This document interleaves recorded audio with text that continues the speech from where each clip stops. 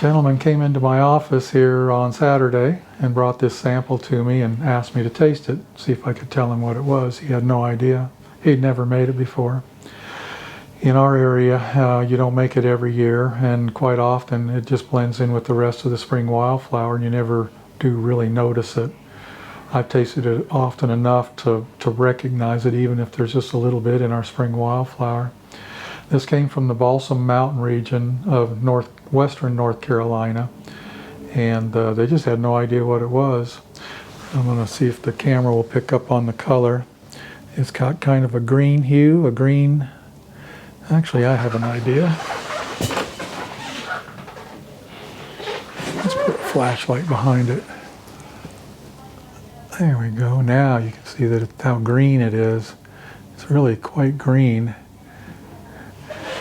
Anyway, very interesting taste, and I wouldn't call it bad honey, but I wouldn't call it great honey either. But let's not take my word for it. Let's take this into the pouring room and have some fun with the girls in there. They haven't tasted any honey in a while. When I bring in a jar of honey and have them taste it, they're kind of gun shy actually, because I brought some pretty bad tasting honey in there before, like wild cherry and mountain laurel and rhododendron. So we'll see how they take this one, and we'll see their reaction to this. Again, not bad, not great, just kind of mediocre at best. You'd think it's mountain mint. Sounds delicious, right? Not so much. Katie? Hey! And Jesse? Yes, sir. Let's go in the pouring room and have some fun. Okay.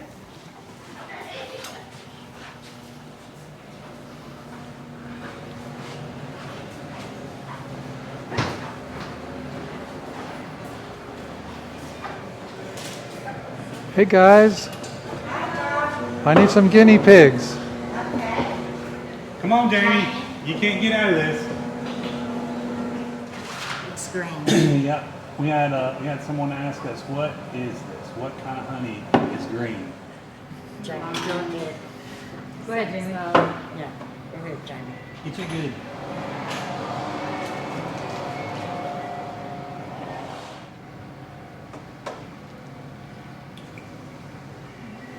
It is a little minty.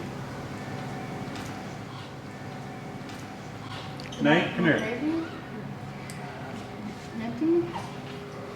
Get you some of that. What is it? Just taste it. Is that olive? It's different.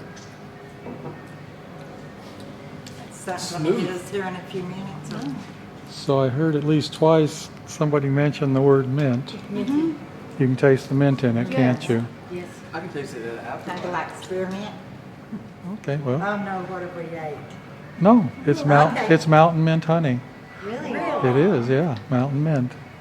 Yeah, It's different. It's good. I think it's like average at best. I Yeah, don't care for it. Yeah, Yeah. it's not, You wouldn't put it on your peanut butter sandwich, would I you? would not, no. Okay. Not I if like it though, but it's good. But it's not the best. At the end, it's got a little bit It's got a wang. twang to it. Got a little bit of Yeah. wang. Yeah. some honeys take a minute, like 30 does. seconds before you realize Oh, what you I put in bet. your mouth. And I think that's one of them right there. It doesn't smell bad. I need some. What are you What are you gonna do doing? now? What are you gonna do? You actually, so it's like wine, and if you can make the aroma bigger in your jar, you want to aerate it, because that's how you get the it doesn't smell bad.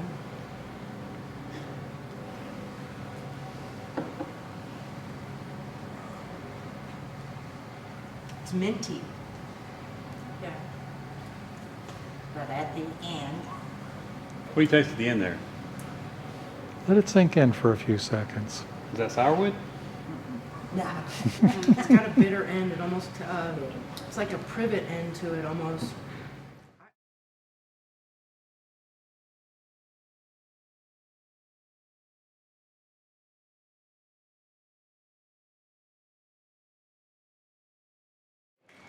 Looks like the extracting room is running. It looks pretty sticky in there. I think I'll pass today. We are going to take some video of you before the season's over, though. Yeah, we're kind of just finished with that. just finished for the day. Okay, we'll get back with you. So I'm in our bee yard that we call Jack's yard, simply because it's Jack's property. I'm with my next door neighbor Jack today, trying to finish up my little mountain mint video with some more information. He'll know a lot about it, a lot more than I do. We just happen to have a little patch of mountain mint just below the bee yard here. This is a very moist area. We're deep in the woods here.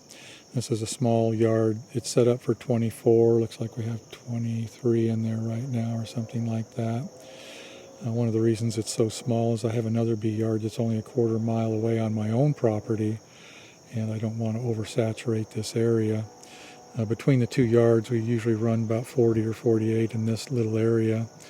And one of the problems here is that because we're so deep in the woods, there isn't a lot of goldenrod in the fall. There's not many fields in this area. Having these two yards so close to each other isn't ideal, but it works. When you have a lot of bees, when you have bee yards that are close to each other, they kind of act like a lot of water in a level field. I know it sounds crazy, but when you have a lot of water dumped on a level piece of ground, it spreads out, and the more water you have, the farther it spreads out. And multiple bee yards in an area are the same way. The more bees you have in an area, the farther they spread out for foraging. And bees typically will go 1 mile to 2 miles, sometimes more, ideally less, but if you have more bee yards in an area, they have to spread out more to get more forage. And in my opinion, when you get to 40, 48 colonies, in many instances, you've reached the point of diminishing returns, and the more colonies you get, the more efficient it might be for the beekeeper. But unless you have a major crop of something blooming, in which case it doesn't matter at all, it's really better for the bees not to have more than about 30 or 40 in a spot. Anyway, we're going to go down and look at some mountain mint. Okay, well, this thing is just finishing blooming, it looks like. I thought it bloomed a little earlier, honestly.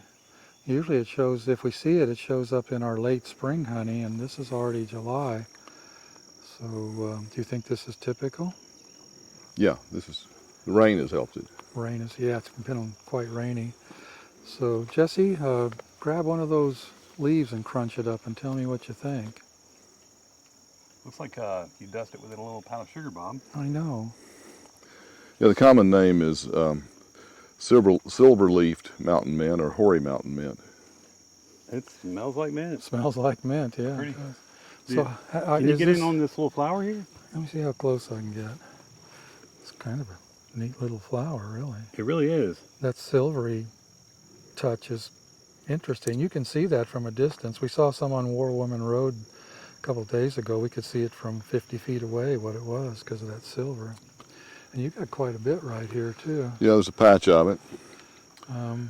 This is called Pycnanthemum incanum, and it's native from New Hampshire to Florida and west to Illinois and even Mississippi. Very widespread mountain mint. There are other species of mountain mints, but this is the one that the bees would work locally. Here in these low mountains, there are occasions where there are rock outcrops with very little soil, and there's another species of mountain mint that's quite rare, but it lacks this frosting, so you can distinguish between them easily. How many mints do we have in this area? Well, this is the main one. The one on the rock outcrops would be another. The narrow leaf forms, for the most part, are more northerly, but the leaves would be quite narrow on those. Well, we're in this very wet county here. How much does the rain play a part in this stuff? Well, these things can live in dry soils, and they can live in poor soils. What they typically do when a seedling comes up, it can then spread by rhizomes so that you have multiple stems. However, a lot of seeds are produced, especially if they're well pollinated by bees. So seedlings can make a patch of this, but it's really not invasive. You can easily control it. I don't know how much it takes to flavor honey, but it's so strong I don't think it takes a lot. No, we taste it from time to time. Thankfully we don't get tons of it in our spring honey. Even though we might notice it's there, if there's not a lot of it, it doesn't make the flavor worse. When it stands alone, it's not that great of honey. I don't care for it, honestly. Jesse and I just did a little taste test with the girls the other day, and they kind of agreed this isn't the best honey in the world.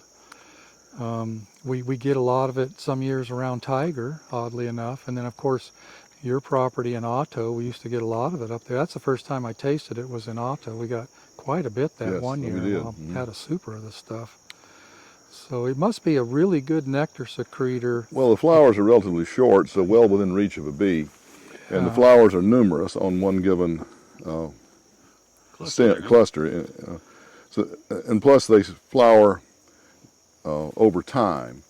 So there's no wonder the bees find it interesting. Several years ago, it was pretty widespread on the sides of the roads on the way to Otto. Yeah. Well, it's an interesting plant, and it seems to be very happy right here. Can you purchase this thing in a nursery? Only in a native plant nursery, but it's very easy to grow, either from seeds or, Really? I find them popping up in places where I might weed eat or mow.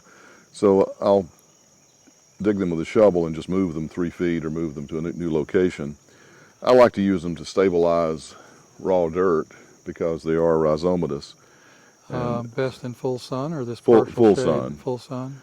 They'll do a little better, but as long as they have a half a day of light, they're fine. Okay. All right. Well, thank you. Okay, you're welcome.